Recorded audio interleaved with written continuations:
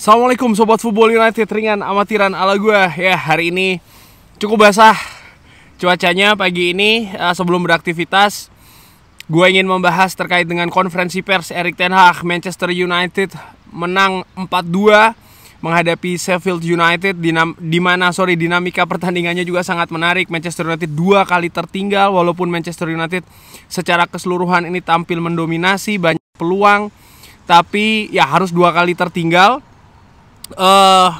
Manajer Manchester United ini senang, happy dengan spirit yang ditunjukkan oleh skuadnya yang kembali setelah 2 kali tertinggal, dan dimana ini juga merupakan pertandingan pertama setelah Manchester United mengatasi Coventry City ya, dengan menurut gua situasi yang memalukan 3-3.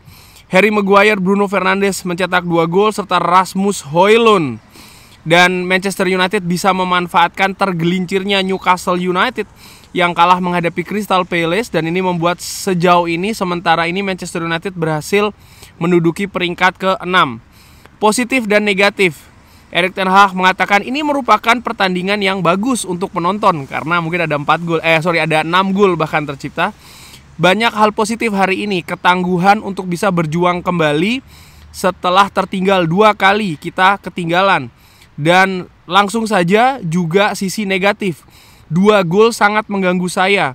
Ini betul-betul sangat mudah gol mereka. Ini seharusnya tidak bisa terjadi, tidak bisa diterima. Kehilangan fokus, dan gol kedua tentang disiplin. Atau gol kedua ini tentang tindakan yang tidak disiplin. Kita harus bisa belajar dari sini dan berkembang lagi. Itu merupakan faktornya. Gol yang bagus, gol-gol kita juga sangat bagus, tercipta dari set play, juga dari open play. Kita menciptakan juga banyak sekali peluang, dan saya sangat senang dengan kemenangan ini, dan kita bergerak ke pertandingan selanjutnya. Ya, di live commentary gua singgung dan juga di review ya, bahwa 2 gol dari Sheffield United itu jelas error dari Manchester United, dari pemain Manchester United. Gol pertama individual error.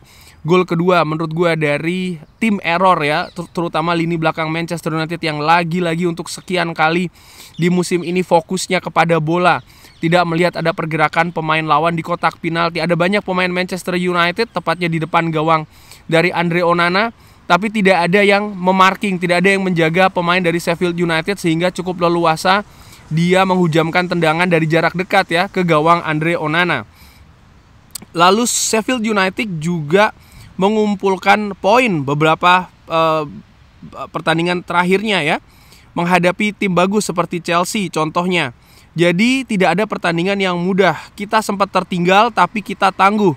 Anda bisa melihat lagi ya bagaimana spirit di dressing room.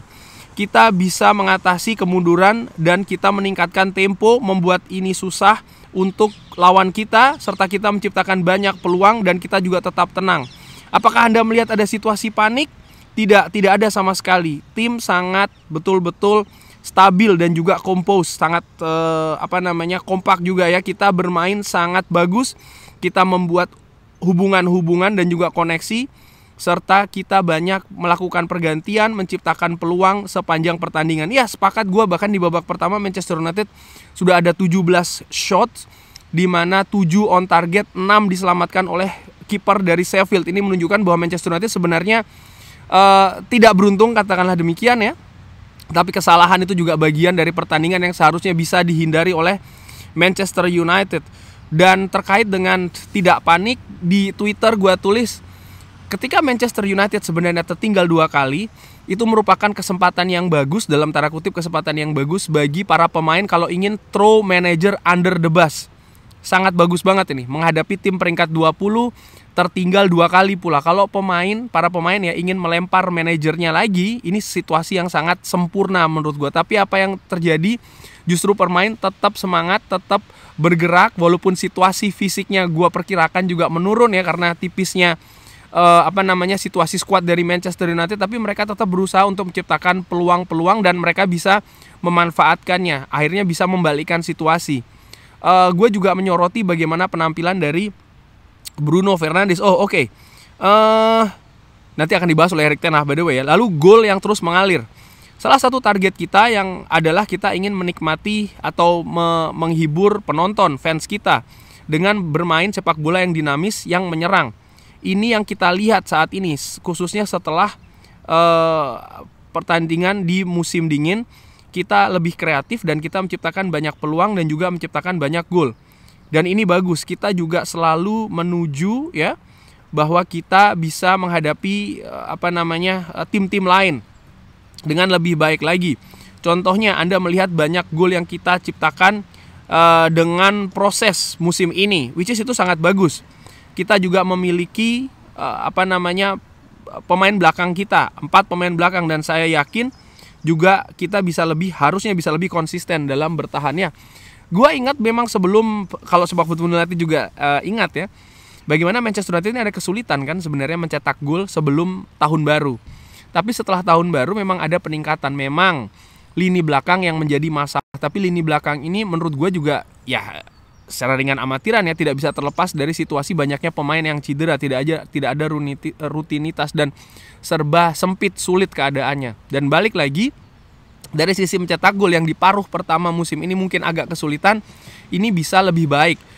Tapi ya itu tadi, ada balance, ada keseimbangan yang tidak terjadi ya di paruh kedua, yaitu adalah terutama dari sisi pertahanan Manchester United. Bruno Fernandes yang brilian. Dia memiliki performa yang sangat bagus. Dia sangat happy dengan posisinya di atas lapangan. Jadi saya pikir dia menemukan posisinya di tim ini. Dan dia sangat kreatif mencetak gol, memberikan assist. Dan sangat penting di transisi di kedua situasi. Saya sangat happy dengan performanya. Menurut gua Bruno Fernandes ini menjadi sosok kunci di pertandingan semalam menghadapi Sheffield United.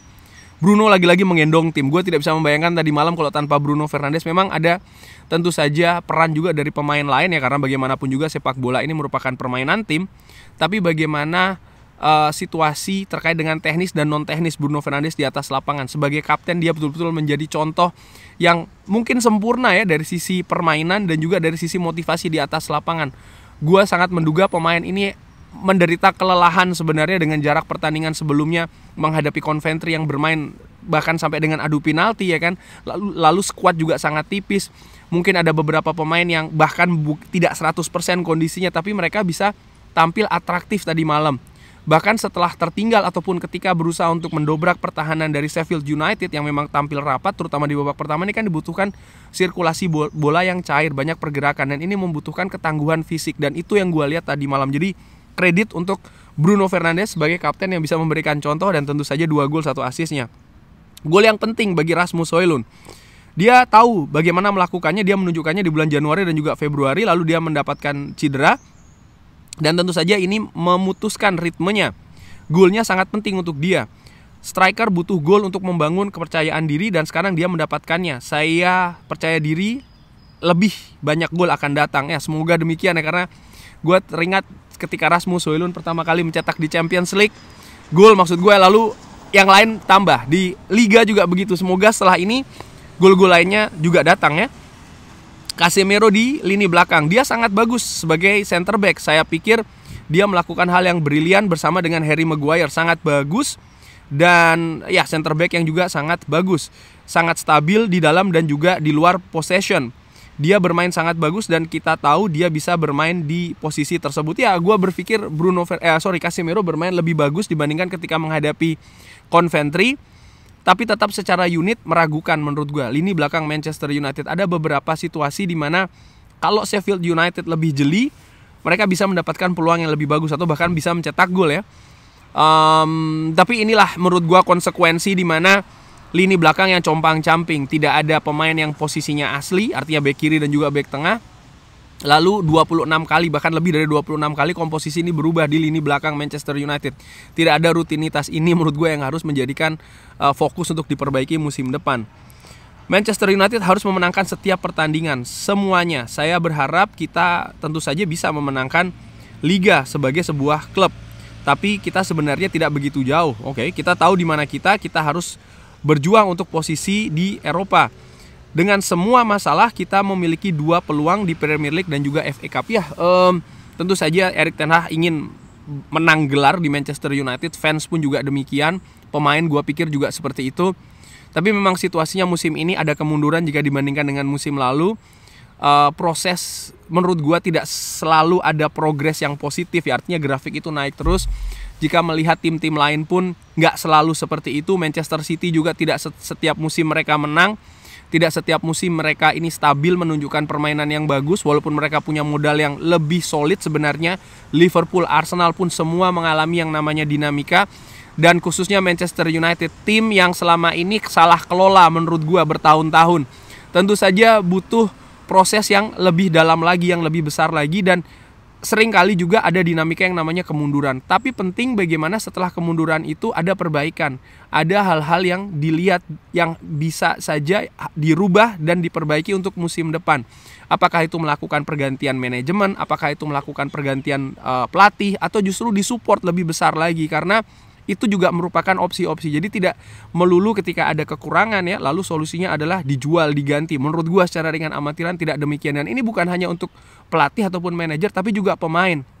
Semalam ketika live commentary ada beberapa komentar tentu saja terkait dengan Andre Onana yang melakukan error. Yes, gua juga sama-sama berpendapat ya kalau itu bukan hal yang bagus tentu saja. Tapi kalau melihat secara keseluruhan bagaimana ada perbaikan dari Andre Onana, jika dilihat dari awal musim yang dia tampil sangat rapuh menurut gua ya, banyak kesalahan, dia bisa menjadi sosok yang vital. Hampir semua pemain tentu saja pernah mengalami yang namanya atau melakukan yang namanya blunder, terutama kiper.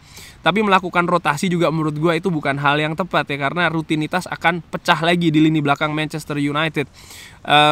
Pun juga dengan Harry Maguire contohnya, bagaimana 2-3 musim yang lalu dia banyak sekali menerima bulian dan juga kritikan, dijual saja, dibuang saja dan lain-lain. Tapi musim ini dia menjelma menjadi ya pemain vital di lini belakang Manchester United. Dan uniknya bukan hanya ketika bertahan, tapi juga ketika Manchester United butuh solusi di lini depan untuk mencetak gol. Kemenangan yang bagus, gue enjoy, gue menikmati pertandingannya. Mungkin ada yang mengatakan ya menghadapi tim papan bawah saja menang pakai acara kebobolan dan segala macam.